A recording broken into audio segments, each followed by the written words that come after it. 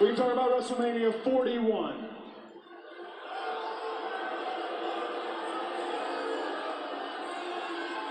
After WrestleMania 41, I went home.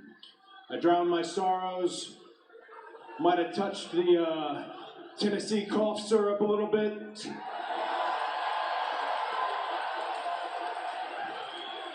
And I had a doubtful moment. And I reached out to a friend. Again, doubtful moment. This is a friend who helps me prepare for moments like this when I'm speaking to a wonderful audience like we have here, when I'm speaking to everybody at home. And I asked him, I said, was I a good champion?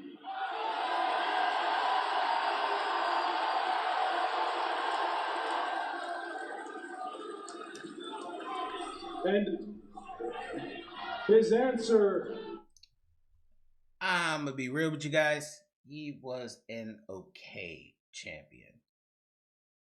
He could have been better. He could have been better. But there was like, yes, he had banger matches, but he didn't really have that it as champion. He had it when he wasn't champion, but now that he got the championship, it's kind of, he didn't really have that it factor. If I'm being clear with you guys, if y'all understand what I'm going about. But yeah, he was an okay champion. It wasn't as simple as yes or no. He said, with everything that you faced here in the ring in front of all of you, and with everything that you faced behind the scenes, being pulled in different directions, the waters that you had to navigate that no champion has ever had to navigate, he said, yes, you were a good champion, and I felt good. That was a hopeful moment. That was a silver lining on a dark cloud. And I started to think about my whole year.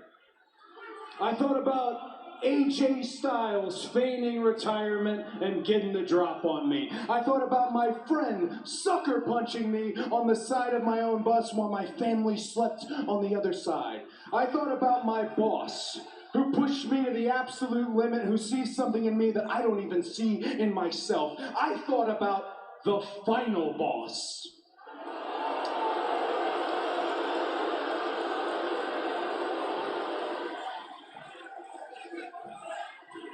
I thought about the final boss asking me for my soul, and the entire world theorizing what he meant. And as preposterous as it sounded, the scary part was that he was 100% serious, and no matter how many times I say no, the offer still stands. And I also thought about John Cena.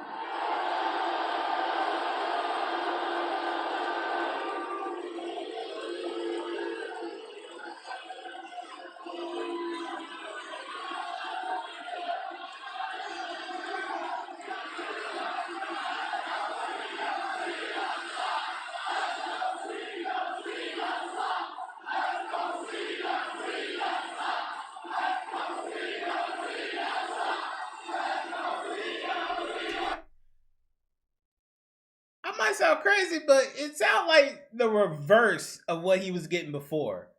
You know what I mean? Where it's now the guys chanting, "Let's go Cena," and it sounds like the women and children are saying Cena sucks now, which is just crazy. The fact that they're even saying "Let's go Cena" and Cena sucks is literally mind-boggling, that he's still getting half a reaction, even as being a heel. Granted, his heel run could have been better than it is right now, but other than that, yeah.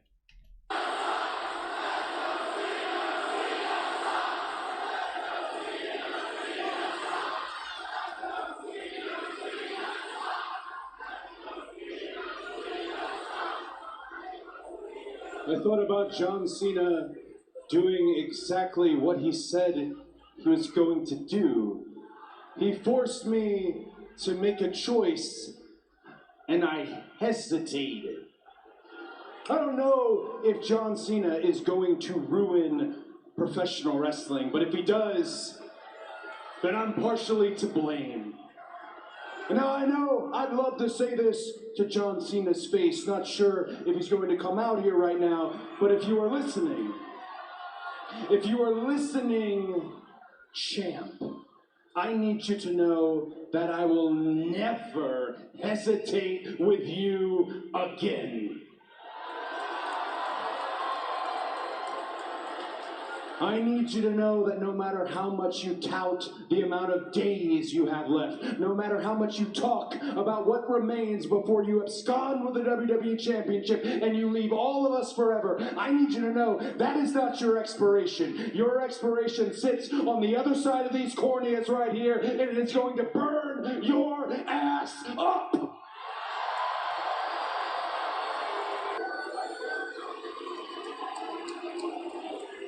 I'm upset too. If it isn't professional wrestling's biggest wannabes. You are nothing more than a John Cena wannabe. And you are nothing more than a John Cena wannabe. You both want to be me so bad it makes me sick. You want my fame, you want my money, but you will get neither because you are too desperate and you are too lazy. Damn. Damn. There is one other human being in WWE who embodies hustle, loyalty, and respect. And he got the fortune, fame, and followers to back that up. Surprise, losers. My partner for the main event of Money in the Bank is here as well. Logan Paul. Are you mad? You're mad because Logan Paul does WWE better than any professional wrestler. Hey, yo, Logan Paul does not need to pay his dues because Logan Paul is paying your mortgage. Oh my gosh. Everybody.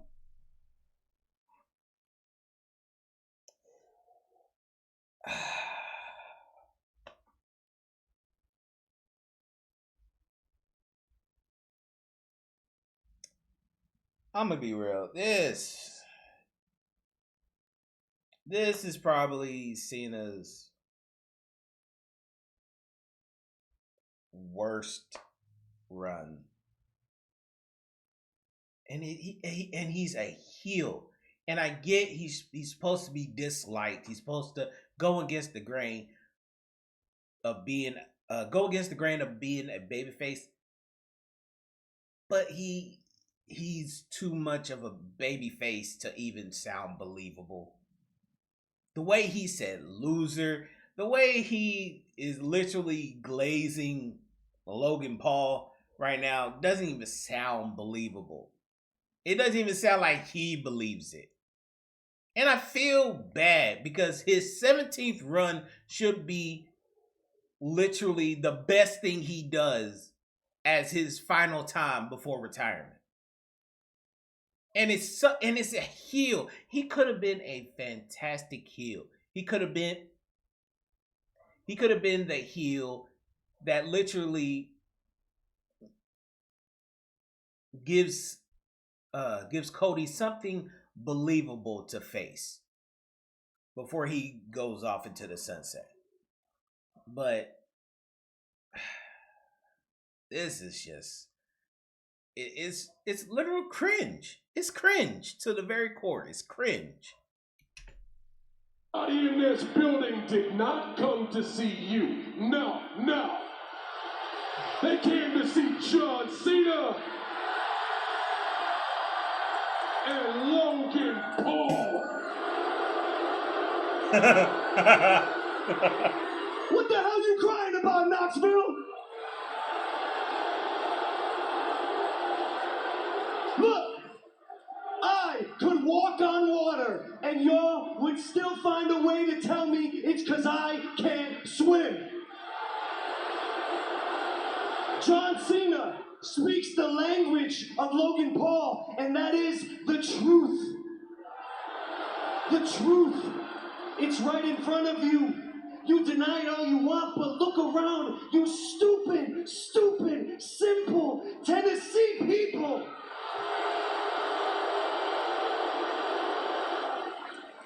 This is a moment in history all of you get to witness. The moment that John Cena stood side by side in the ring with Logan Paul. And look, all of you will live long, pathetic, miserable lives. But at least you will get to say that you saw that.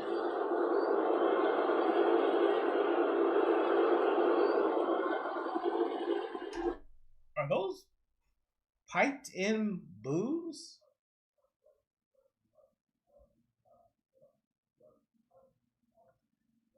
I don't think this segment needed piped in boos. That I don't understand why they would pipe in boos. That makes no sense whatsoever.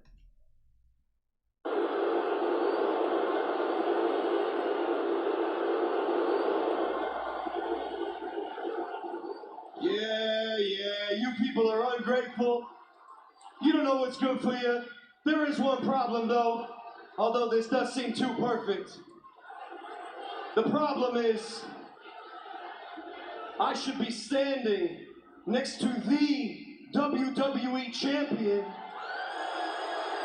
as a WWE champion. I should have been the one to leave Saturday night's main event with that World Heavyweight Championship around my waist. But Jay, look at me. Look at me. You got lucky, dog. You got lucky, Jay. You got lucky. You know it. I know it. They know it. He knows it.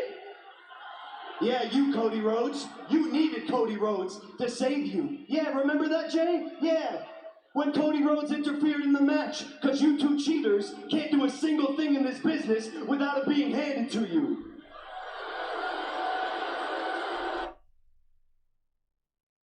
I know I know they're heels and they're supposed to like change the truth and all that, but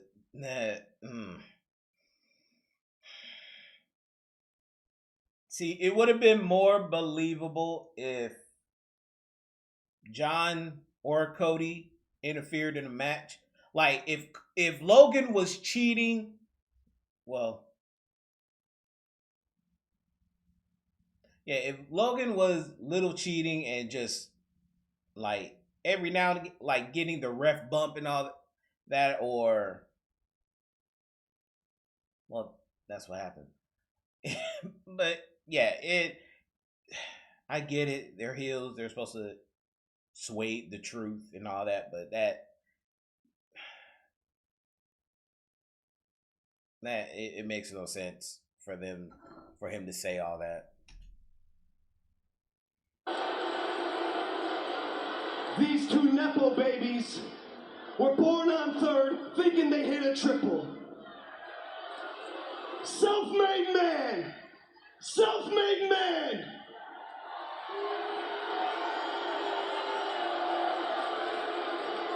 "5 years ago, nobody ever would have believed that Logan Paul would be a WWE superstar. And they certainly never ever would have believed that I would be tag teaming with the greatest of all time. But look at me now. I'm not just a superstar in the WWE. I am the superstar in the WWE. My time is now. He has told the world that his time is almost up. He is the last real champion. I am the inevitable face of this company. So John, Jay, Cody, at Money in the Bank next weekend. Boys, if you want some, come get some. I'm not gonna lie, most of that was cringe. John glazing Logan Paul didn't even sound legit. He sounded like he wanted to be a baby face, but he's played such a baby face he doesn't know how to be a heel. Which I'm pretty sure he knows how to be a heel. It's just the way is what they're running with as his final run. Man, it's really just, it's sad. It's really sad because this is John Cena's last run as champion. He could have had a better run than this. He could have just been he could have been a bitter, I mean, he's bitter in this, but like they could have changed his entire look his theme song, everything about him they could have changed. But they kept him as himself, but a bad guy of himself, which doesn't really work. To me, it doesn't work. If he was a corporate champion or a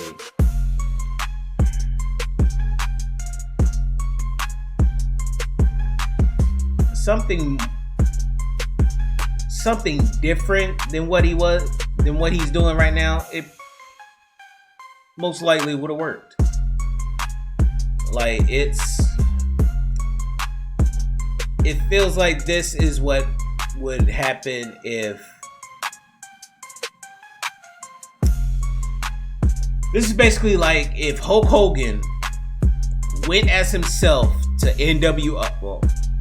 WCW as his character, but he's a bad guy. Without changing his look, without changing his theme, he just was just Hulk Hogan, but he was a bad guy. They would have ate him alive. They were already eating him alive as a face when he went to WCW, but when he like became the villain as a heel, it started in the NWO gimmick, he was completely over. He was brand new. It was refreshing. This right here is not refreshing. Granted, him being a heel is refreshing, but the whole gimmick of him wanting to ruin wrestling is not refreshing. It feels like it's last minute change. They didn't know what to do, so they just say, hey, you're gonna be a bad guy, but you're gonna still be your John Cena gimmick. But with a twist, you're gonna try to ruin wrestling, which is just lazy. But anyway, guys, hope you like my reaction. Make sure you like, comment, subscribe, turn on the notification bell, and I will see you guys next time. Stay blessed and be great.